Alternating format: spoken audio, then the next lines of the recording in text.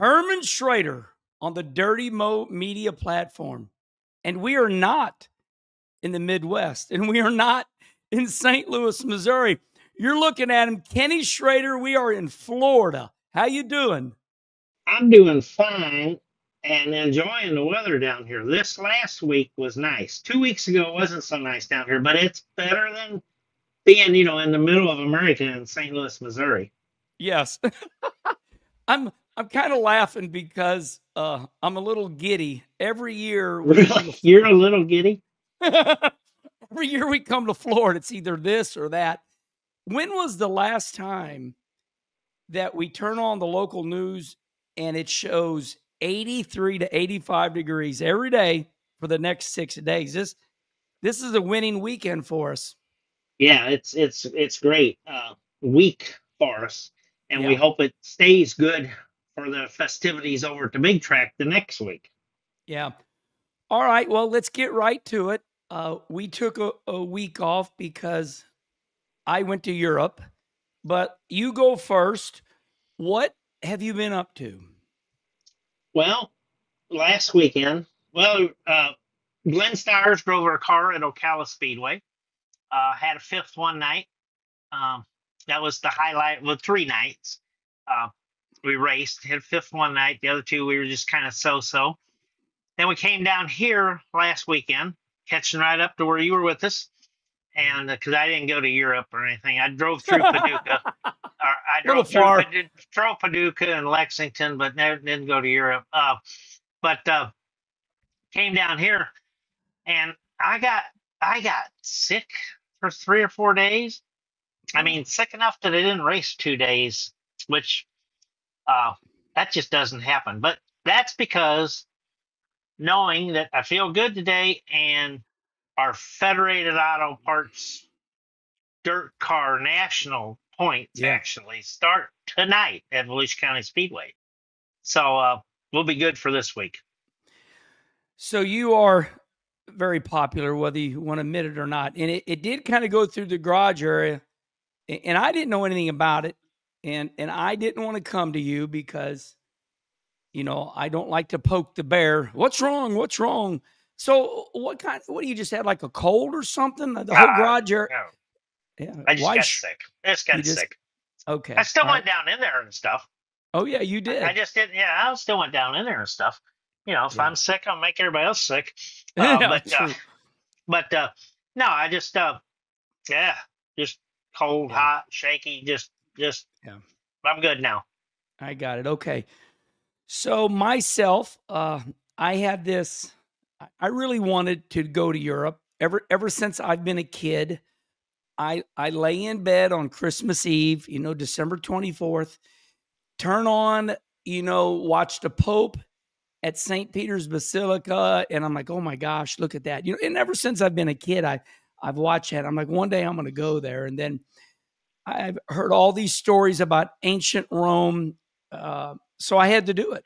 And my buddy John Scutoni, he said, I will play as your escort, because his family's from Sicily, and John had been over there 10 years ago. So we went to Rome, and we had the time of our life.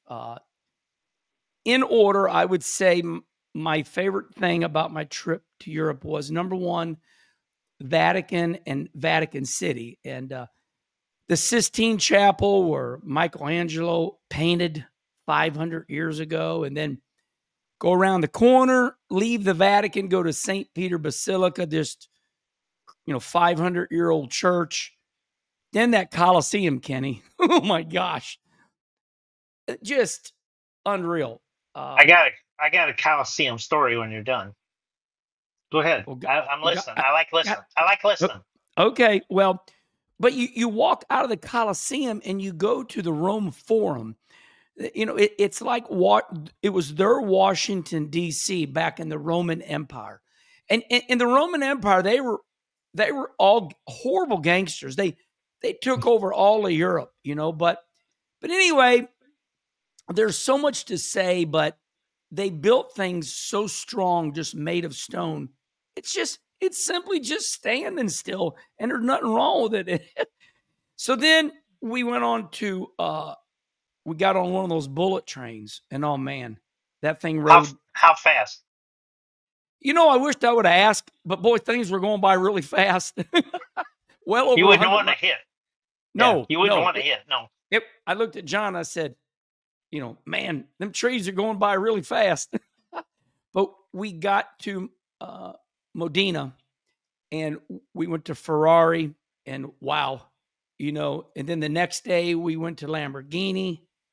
Then we went up on to Berlin and went to Germany. And I must say, I got to be honest, you still felt the Hitler days there. And right now, Berlin, Germany, they admit to the Holocaust. They got all that. It's just brutal. But I mean, they got it all right downtown Berlin, and my friends didn't tell me the truth, Kenny, because I asked them, I said, when you go to Germany, when you go to Berlin, do you feel it? And they said, oh, no. Well, now they do. So going to Berlin was very somber, but there's so much more to say. And that's for another time. But go to Europe, go to Berlin. And, of course, the highlight, we rented a Mercedes-Benz in Frankfurt, and we went to Berlin, and we aired that baby out. And one more thing. How fast? 158 in a Mercedes AMG 43 or something like that. We flew north on purpose. We went to Frankfurt on purpose. We went to Venice too. I forgot to tell you that.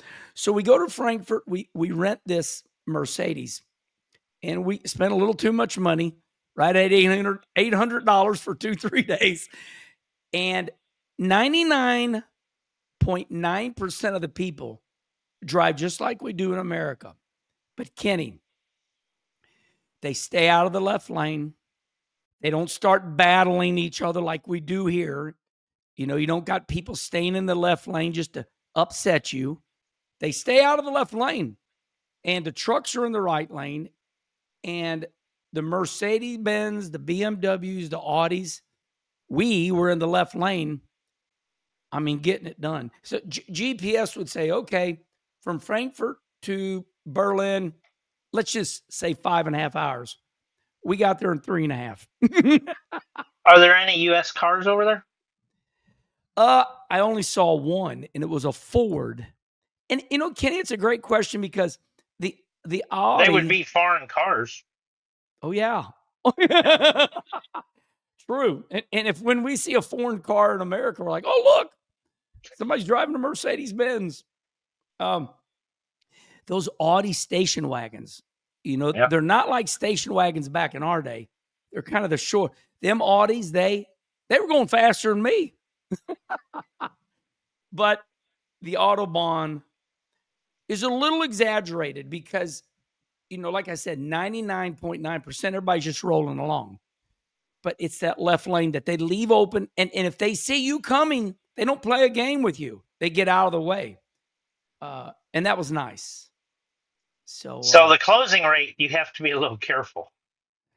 Yeah, what he's referring to, everybody, is I told him yesterday, we're running like 158 mile an hour.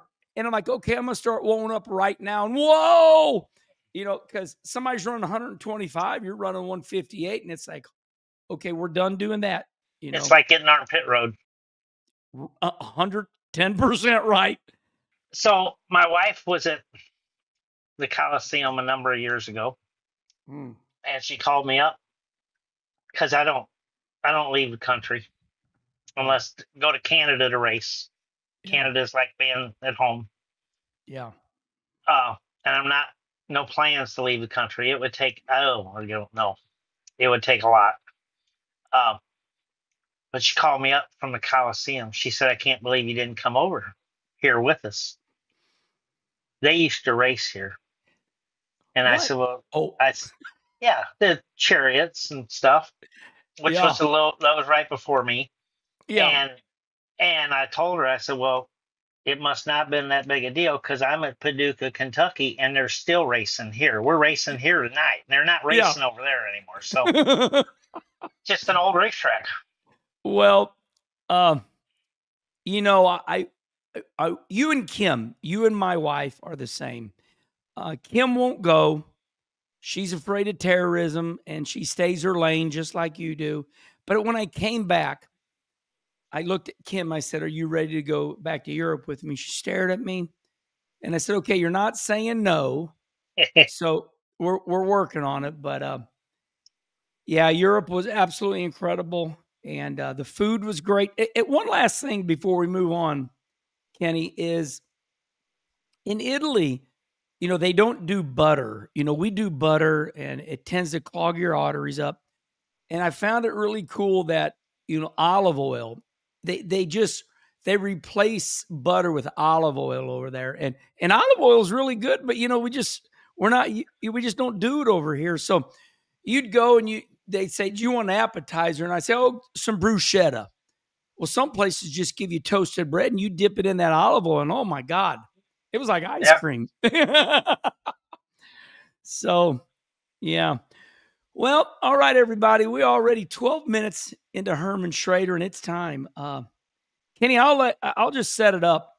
I'll tee it up. For the first time in a long time, NASCAR said we're going to start the year off at the legendary Bowman Gray. The long time was since 1971 that they were at Bowman Gray. 71. That's a long time ago. But That's when let's they discuss. started racing. Yeah. Yeah, right. Let's discuss back and forth because there is so much to talk about. I mean, and what I mean by that is, and I'll just kind of do a couple things. 17,000 people felt like there was 100,000 people there. They do the Bobby Allison Memorial Trophy. And man, it just seems this was the best start for NASCAR in a long time. Chase Elliott, our most popular driver, wins. Give me some of your thoughts. Okay. People quit going to the Bud when it was the Bud shootout. So it was the cookout clash. Yeah. Crash, whatever. That's funny. But okay, people quit going to Daytona. They quit going for the shootout. So they did something, and taking it out to LA was neat. And it had, I don't know the numbers of people, but when you looked at, of course, a huge facility compared to Bowman Gray, but you take a quarter mile of dirt and you pack it with 3,000 people. Yeah. And there's a whole lot more enthusiasm than if you go to Rockingham and I'm not just picking right, and go to any place and you only have 15,000 people there. It's just more enthusiasm when you put all the people in that circle. I expected the race to be more like the last chance qualifier was, which, it was just rough. It was rough. But, and I understand why it was rough. I mean, you got to get in the thing. I thought it was neat. It was well received. It was in the birthplace of NASCAR in that area. It was back in the southeast. It was at one of their bull rings.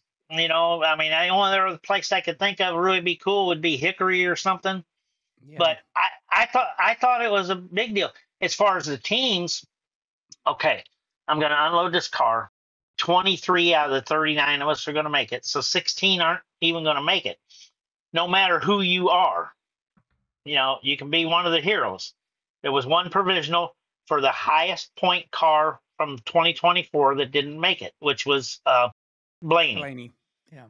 Who runs second from 23rd with a pretty clean car. So tell me what you could do on that racetrack. They obviously could somewhat race. So I thought it was a win-win. It was entertaining. I liked everything about it. I really liked the enthusiasm.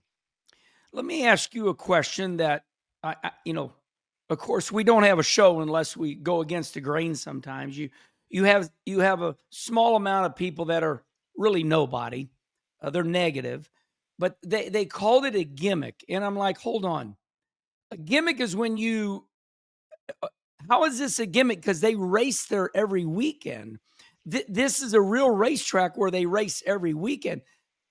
I don't think it was a gimmick. Do you?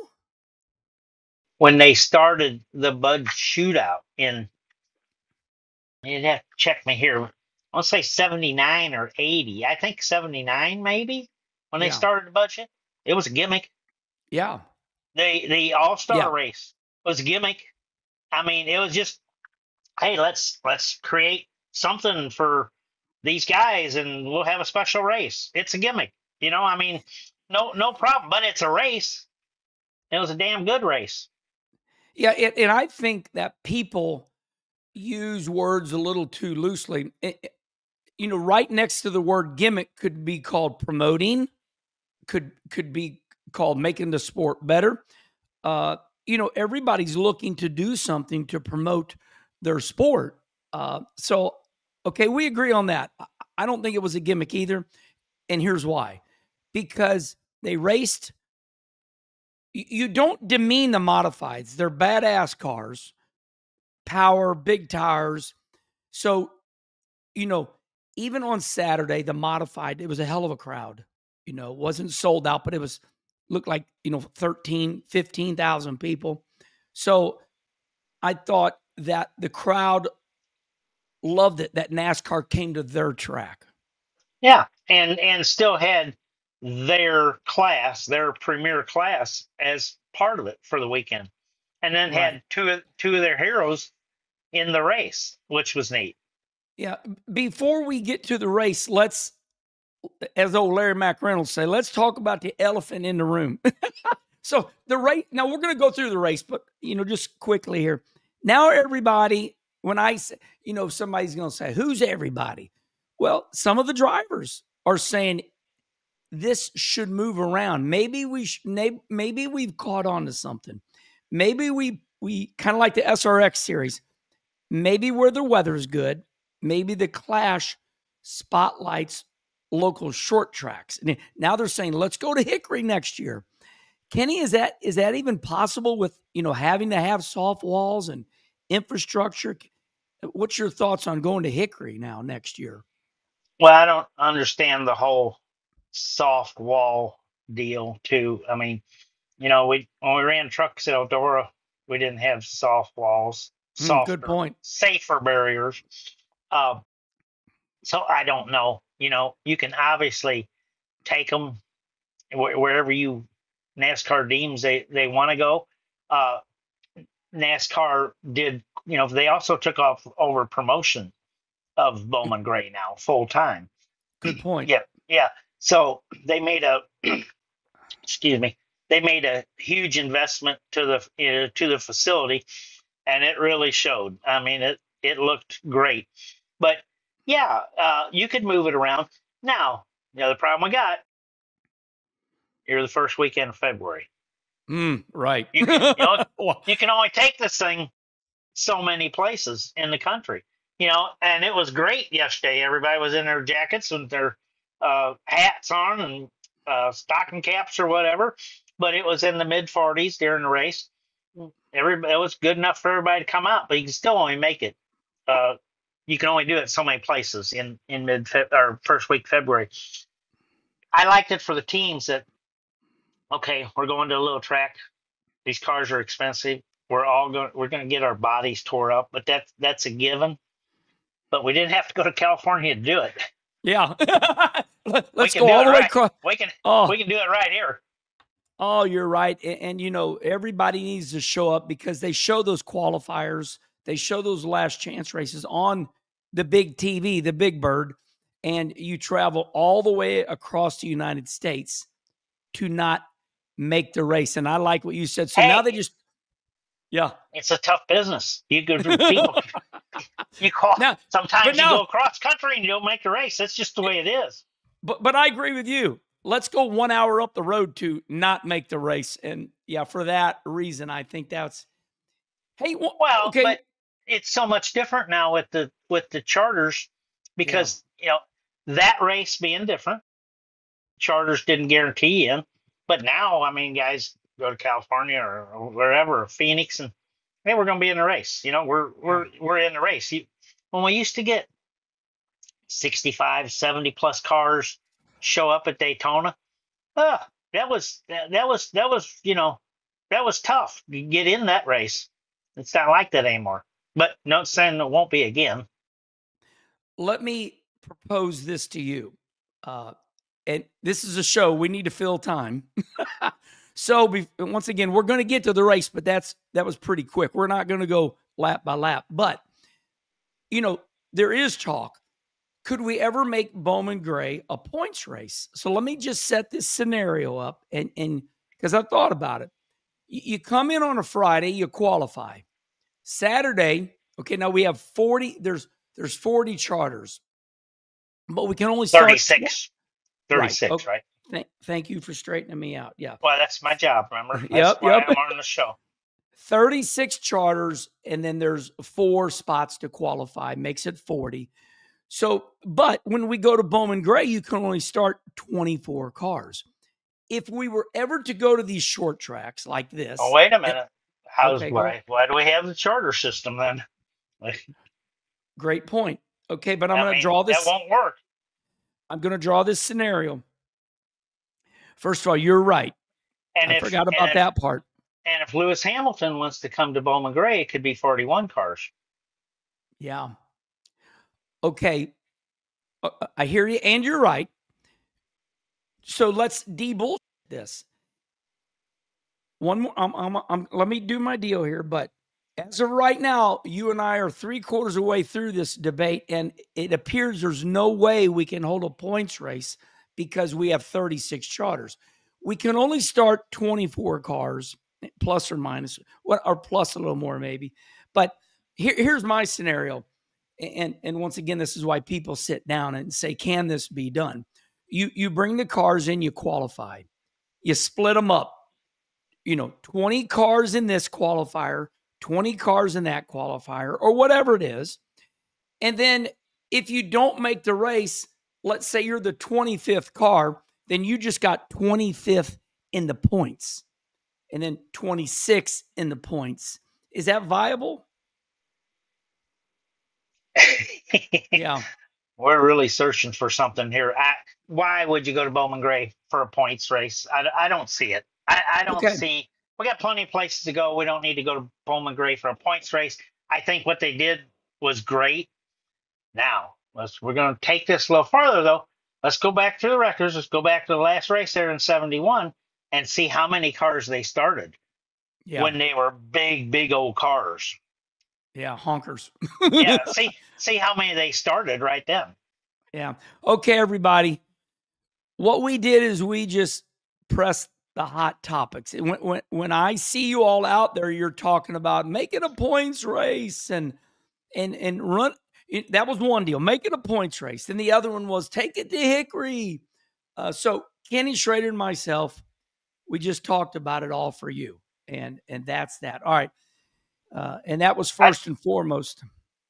Yeah, I think it was great. I think it couldn't have went any better. I don't think they hoped for any better. I don't know how you could have. I think it met all its expectations. Yeah.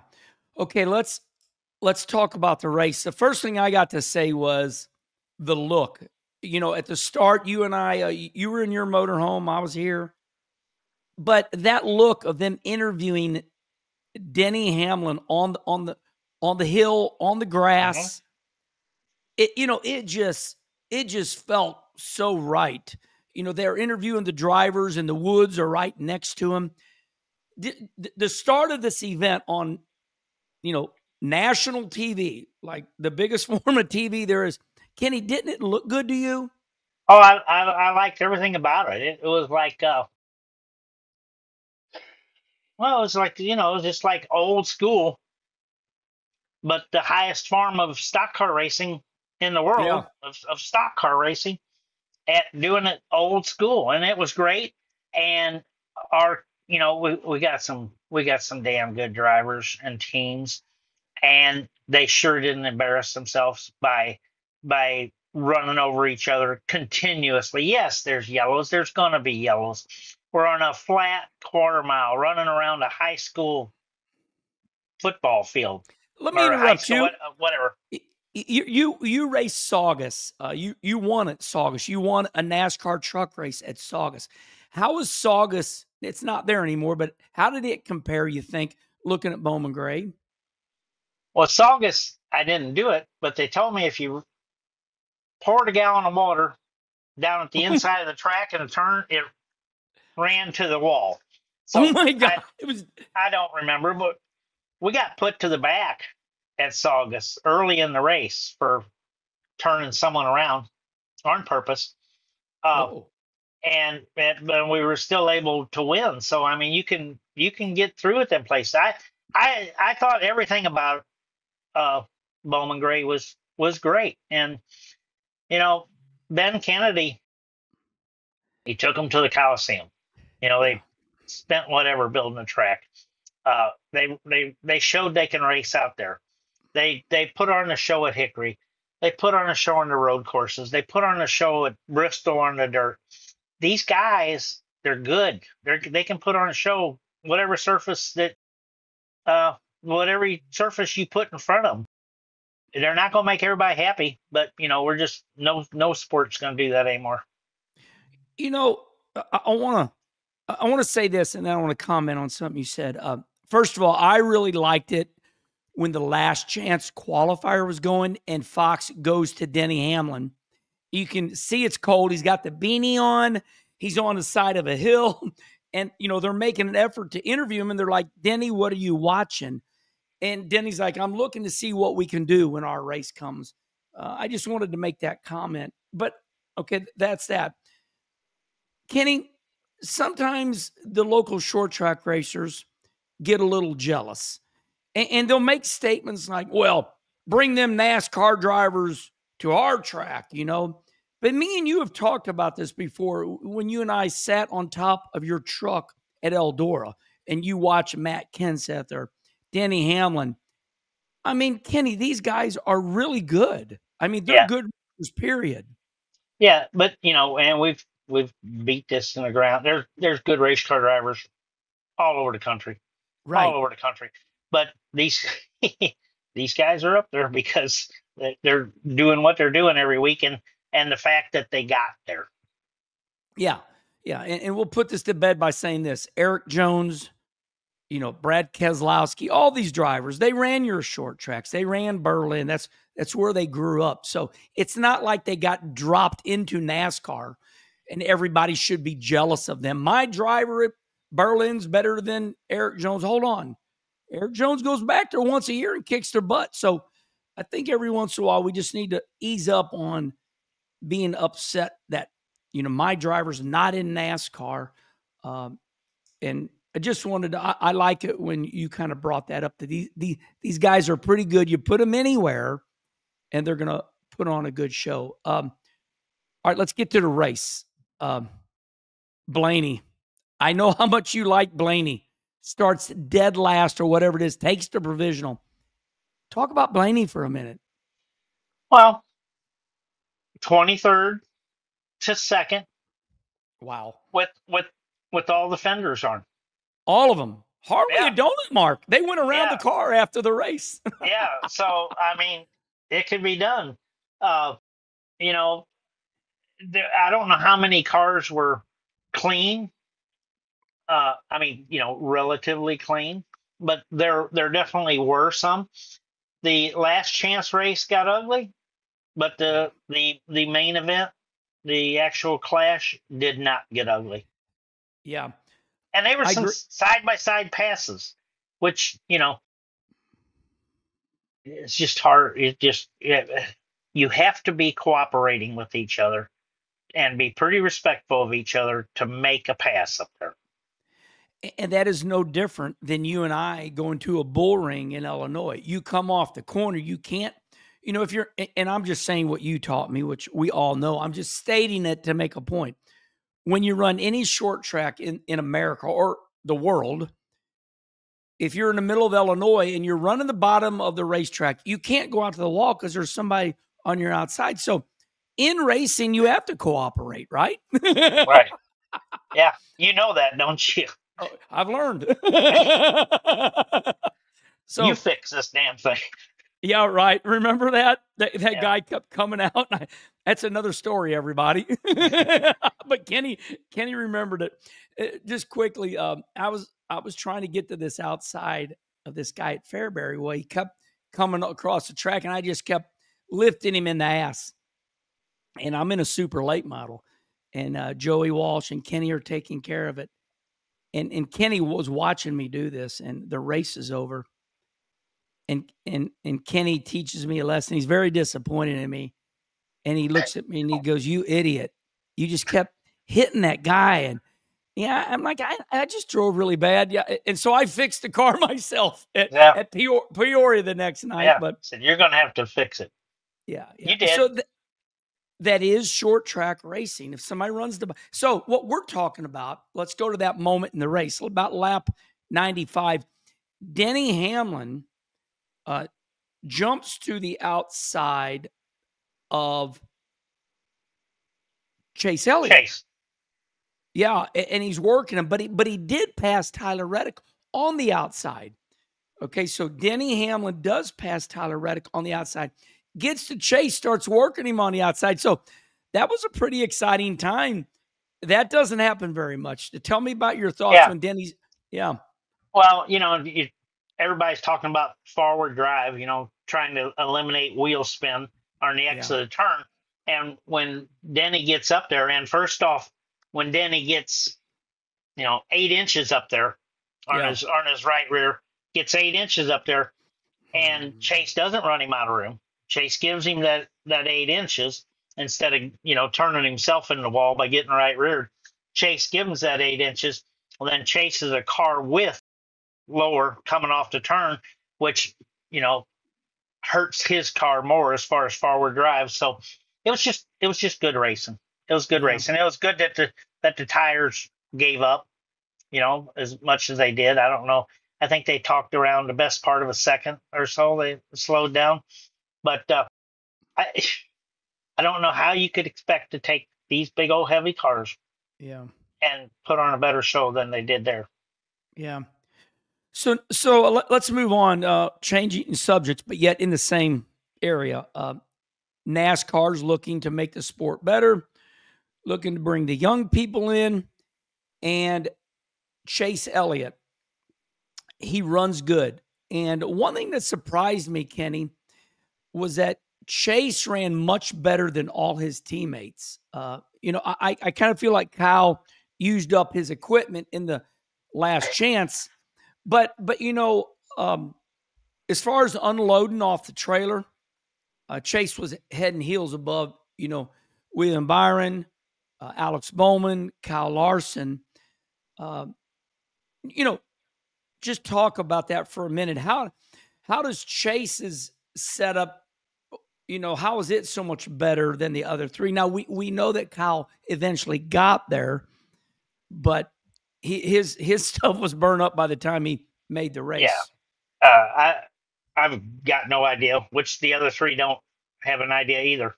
Otherwise they would have had their stuff, as just as fast. But, we're talking minute changes, minute changes. But, Chase was definitely the class of Hendrick Motorsports yesterday. Yeah. Okay. We're going to get to dirt racing. So let's wrap this up.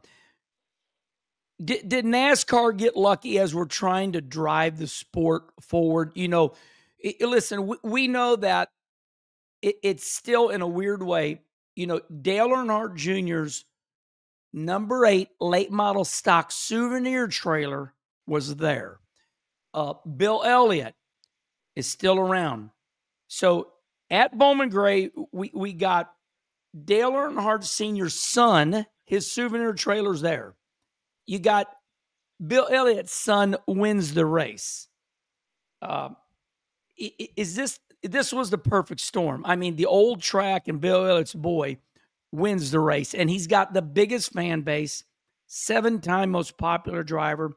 Was that a bonus, Kenny? My question to you was that what I just said to you, was that a bonus for NASCAR? Well, I think those guys are part of the sport. They're going to be there. Bill Elliott's going to be around until he's just not with us anymore. Right. Junior's deep in our sport still. They're going to be around. Dale Senior's memory is going to be with everybody for until they're not with us. But I didn't say it didn't hurt anything, but it didn't affect the. If someone else would have won the race, it still came off good. Thank you, because that's kind of where I was going. I just really think Chase Elliott winning was a big bonus. My daddy always told me that, okay, no, aggravate anybody here, but everybody out there in those cars, and I was out there long enough, we're all just clowns. You're all just a clown, and one clown doesn't stop any circus. I love it. So I mean, we got more popular clowns than others, but we're all just clowns, and they come and go. I mean, they just have. There was the King, Cale Yarborough, Buddy Baker. I mean, them guys, our sport carried on and got bigger. Man, that is another conversation. When I went to see AJ Foyt at Indy, and I know that you're much closer to AJ, but it shocked me because AJ Foyt looked me right in the eye, and I think for a minute he remembered me being a tire changer in the NASCAR or the USAC days. But AJ looked at me, and he said, "Everybody's gone. Parnelli Jones is gone." And then he I don't like this new engineering stuff, and AJ's 90 years old now, but you're right. Well, there's people that guarantee there's people that didn't like when they started putting air in tires instead of solid rubber. Stuff changes. Where'd they get this damn air? Yeah, you could poke a hole in that. I mean, stuff just changes. And there's nothing we can do about it. Yeah. All right, everybody. We just gave you 40 minutes of NASCAR, and we broke it all down. And it is time now for a joke. Okay.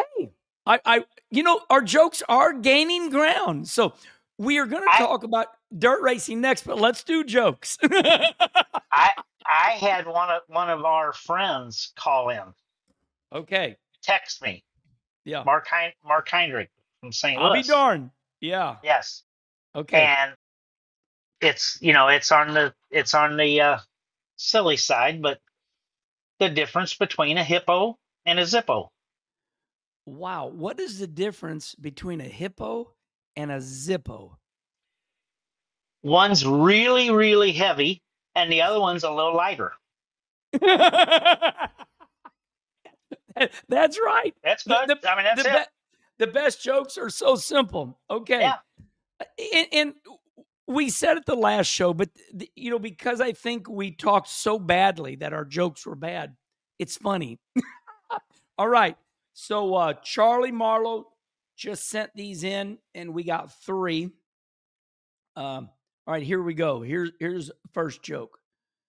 I was in a bar the other day when a girl asked me, "What do you do?" I responded, "I race cars." Screeching with excitement, she shot back, "Do you win many races?" I sighed. "No, the cars are much faster." What does that mean? I like it. Okay. All right, so second one. My little cousin was showing off that he sleeps in a race car bed. Joke's on him. I sleep in a real race car. Man, that's really lame. Okay, last one here. What's the difference between praying in church and at the track? This is bad. At the track, you really mean it. Ooh, I must say, I must say, I do pray before every race, dear Lord, give me wisdom and give me speed. Okay, Kenny. The jokes are getting better. All right, so I'm going to set you up. We're going dirt racing, everybody, and boy, have we had a lot of it. And just as topic, we got past the Chili Bowl. We did the Chili Bowl, but now we're on to down here in Florida. We went to Ocala, and then at the same time we had All-Tech and we had Volusia. I wanted to let everybody know we recognize that. Let's just kind of go in order here, Kenny. Over there at Ocala, you were there. Well, Jason, it was just go ahead. Go ahead. No, well, you go ahead. Jason, I believe Garver won one of the A mains, and Kyle Larson, or not Kyle Larson, Kyle Strickler, sorry, won another one. That track, let's just give Bubba a shout out. People do listen. Tell me about Ocala, and Kyle Strickler won a race. Garver won a race. I don't know the other one. Can you help me? I don't remember. I don't remember who won. We run 5th, 13th, and 16th with Glenn, so I don't remember who won. But it's very challenging. It's a tough track. It's very uniquely shaped. They had a lot of rain. Always. The track still, it was not rough. Bubba had it. Bubba had it good, but it was wet. I mean, wet. So it was challenging. Lucas Oil is over there this week, so that'll be exciting. And the races we talk about is just kind of the ones we're around a little bit, but there's still so many other races going on. Even in the Southeast, you just can't even keep up on all of them. Let's go, before we go to Volusia, where you and I were, let's go to All-Tech. As they call him, RTJ, Ricky Thornton. He got by Devin Moran in a hell of a race there the first night, and RTJ won. Moran had a flat, right? The first. Oh, that's night. Right. You're right. You're right. He was Moran was going to win the first night. Yeah, Moran had a flat. And so RTJ wins the first night. Boy, I tell you what, they really run that high side in turn one, don't they? And they're paying the price here lately, though. They're climbing the wall, they're flipping. I have not been to that track. I've not raced there. Yeah. But usually it's traditionally, every time I've seen it on TV or anything, it's slicked from the top to the bottom. And I don't know how much rain they had or what, but it had a lot of character, we would say. But the Lucas Oil guys put on a fantastic show, whether they were bouncing through the holes or bouncing over the infield tires or bouncing off the outside wall. And at one time, with just a handful of laps to go in the Saturday night finale, there was like 4 of them, and you could have put a blanket over them. They were all right there contending for the win. Davenport wound up second to Moran Saturday night, and that's not Davenport's main deal, is those rough racetracks, but he can do it, no problem. But and it was a great race. So we all love Brian Shirley. His nickname is Squirrel. I love him. Is it time to load up right now and just head back home? We've burned a car down. It's fixed. It's fixed.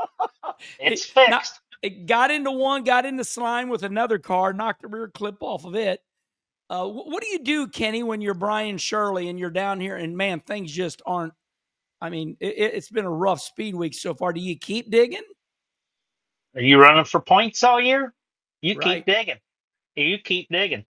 If you're going to pick and choose your races and you're not going to run with either the World of Outlaws or Lucas Oil, then you can load up and go home.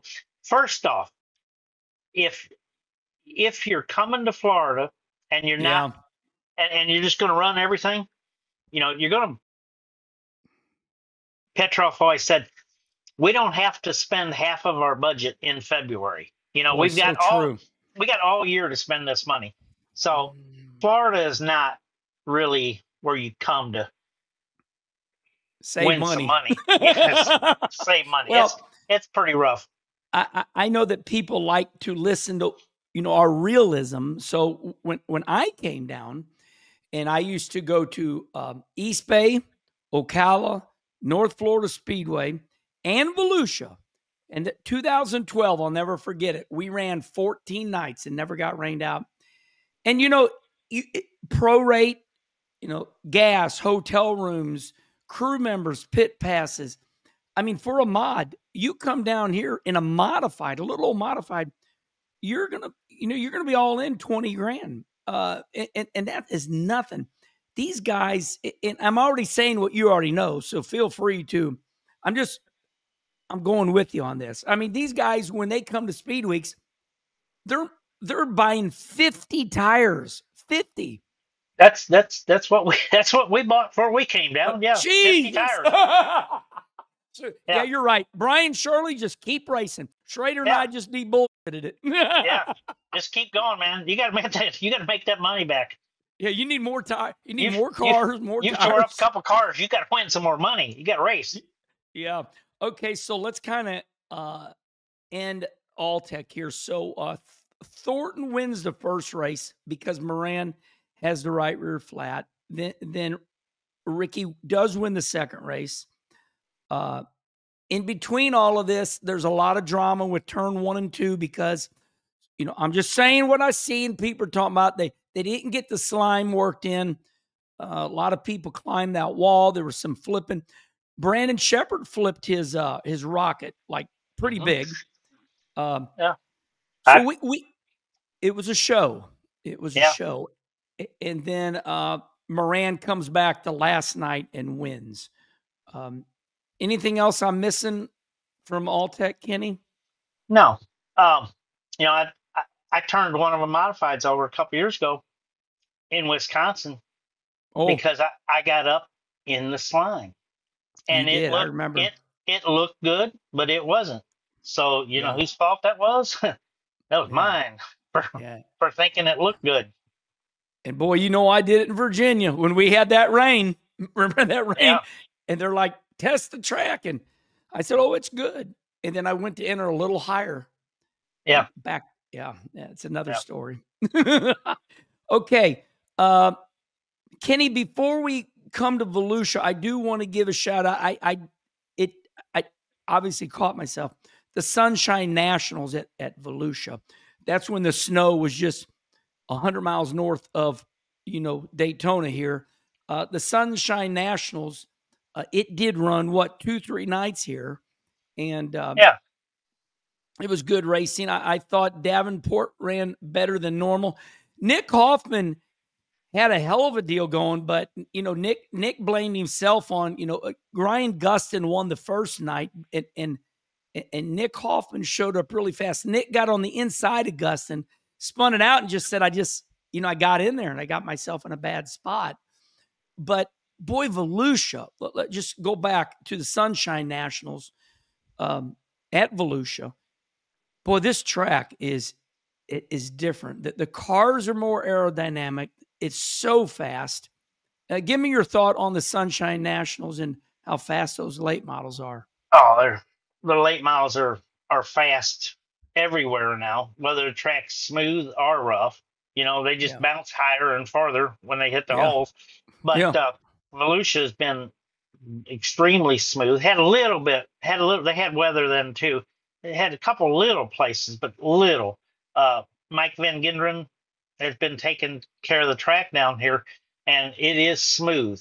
Now it's be a little challenging to get a hold of, but that's great. It's been smooth and wide, so they're just going so fast, and the cars are sealed up to the ground. And they're so aero dependent, but that's every car. Every classic car is more and more like that than they used to be. That is a good point right there, Kenny. Even old hobby stocks, just that's life, isn't it? Everything's just getting faster because people are smart. Four cylinders are hauling butt now. That is just the way it is, isn't it? Just the way it is. Everything gets faster. Yeah. Okay. So, all right, let's come to current time right now. You and I just got done racing this Cole Falloway in the modifieds. He's been dominating. He's class of the field. And then Kurt Spalding won one of the other nights. So we had Kurt win 2 nights. He won the first night, and Cole Falloway won the next 2 nights. Okay. And then we have these 360. What do you call it? ASOC. No, I'm brain dead. ASCS. That's okay. ASCS. Yeah. Justin 360 wing sprint cars, and get some good cars here, and it's hard to believe watching them. Spent some time with Lasowski while I've been down here, and he said it'd be over a second difference between the 360s and the 410s. And I'm watching the 360s run around there and thinking, glad I'm not going around that friggin' place that fast, and thinking about having to go over a second faster. But they've been putting on a show. But the 26 car pack, he was Justin. Yeah. Friends with Brian Brown. He runs third one night from up by Kansas City. He ran third one night, ran second last night, and I told him after race, we're definitely the best car in your class, but nobody is in Justin Peck's class, not this weekend. Yeah, and for people that there's a lot of lingo in our sport. 360, Kenny, that's 360 cubic inch motor, right? Yeah, versus 410. Yeah, so you're just going to go a little fast. So let me ask you that. Teach me this. From 360 cubic inch to 410, I guess there's a big money difference. So what is that? I can definitely for sure not answer that. Yeah, I guarantee you the 410 costs you a little bit more, but a lot of the same parts and stuff. But you're beating on that 410 engine a little bit more because it's making more horsepower with a lot of the same parts, and you'll put less laps on it before it has to be rebuilt. So there's where more money comes in. Right. Wow. Well, I'm always amazed when I listen to those guys and they go, the 360, like they some little old bitty car, and the 360s still pulling in with tractor trailers. And it's a lot of same teams. I mean, some of the same teams are putting in 410s for this week. The same team. They're just going up in trailer and pulling out the 410, putting in there. You see my buddy Glenn's car? Yes, he got in a bad situation and flipped and gave a good interview. After he hit the wall. Yeah. Let's talk about Glenn for a minute.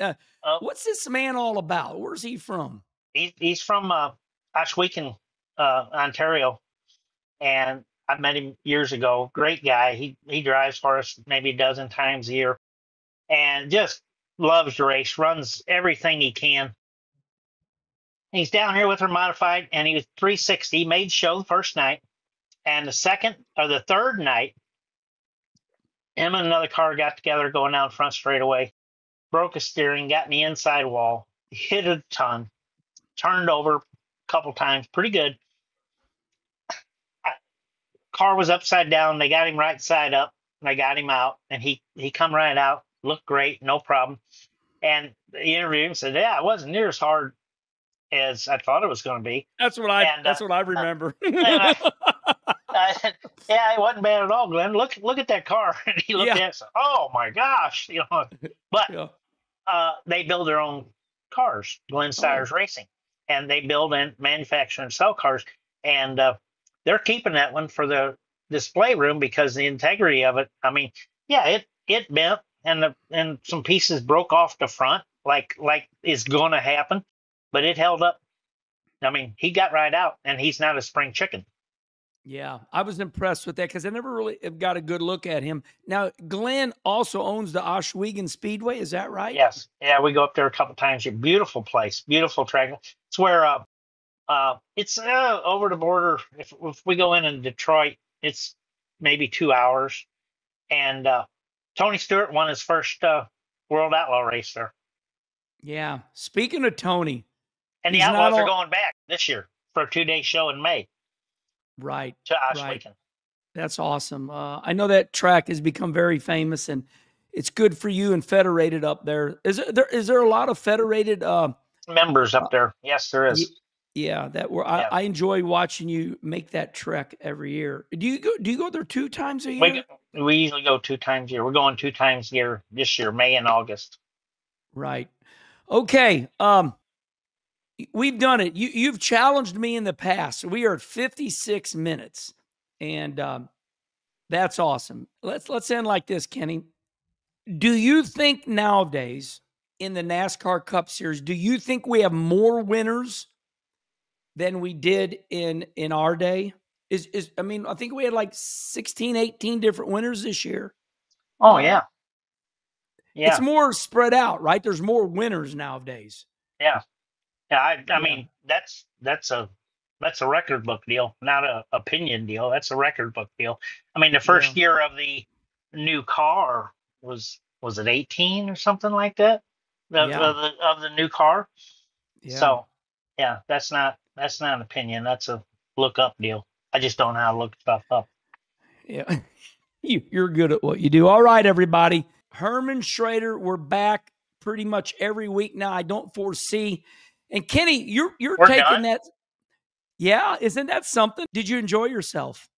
What, Herman? Anytime I can spend an hour with you, yes, I enjoy myself.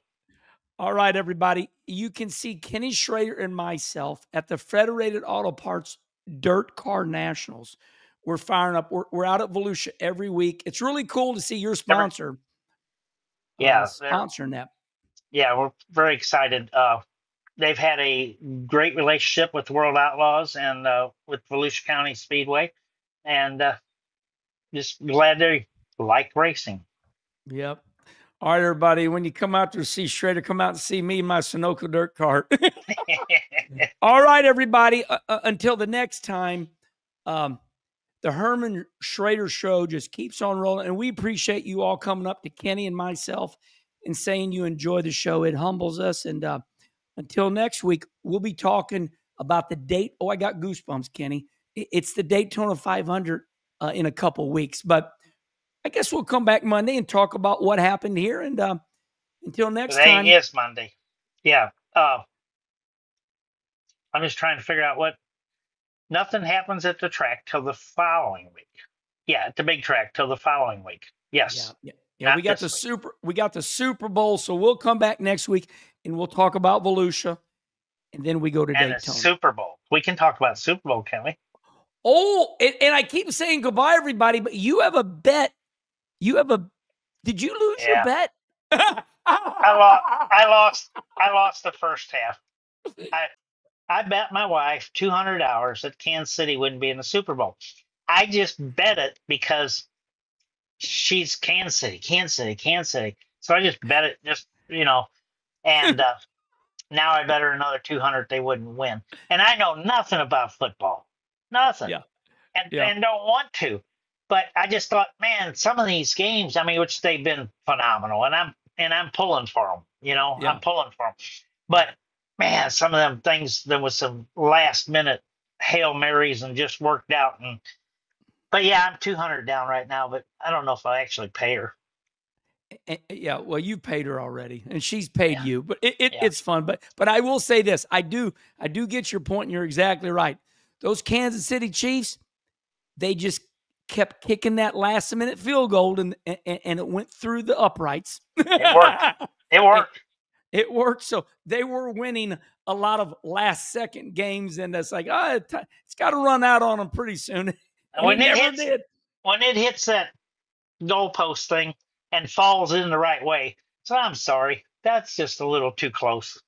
And that's the role that the Chiefs are on right now. So it's just like winning It's just like winning by 2 thousandths of a second. You still Yeah. won. You still won. Boy, thank God for. Oh my God, I'm getting going now. I'm thinking about the first Daytona or one of those Daytona 500s where they had to The wait. first year, Lee Petty. John Lee Petty, and you know who it was? You just gave me a hint. Was it Johnny Boatcamp?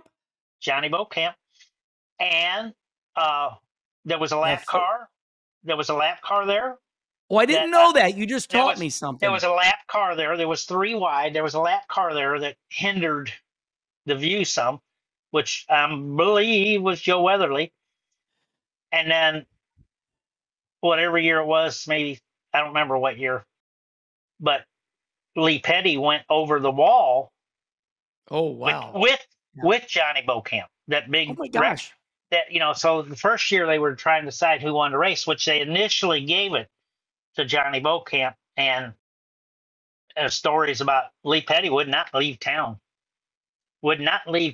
until they got it right. So he stayed here a couple days, and they got it right through calling around and getting photographs. Isn't that something? So as the Kansas City Chiefs just keep barely winning, damn it.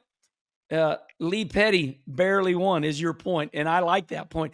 And you just educated me because I never realized that third car was a lapped car. Yeah. And then you're also telling me that when Lee's famous picture of him going over the wall, that was with Johnny Boatcamp too? I'm 100%. Well, 98%, but I'm sure it was.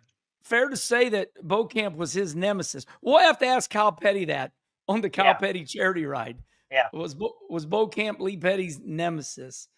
Well, okay, we shook it down. Next week we'll be talking Volusia, the Super Bowl, and then of course February 16th is the Daytona 500. But NASCAR season has begun, everybody. Kenny, I'll see you out at Volusia here pretty soon. Until then, goodbye, everybody.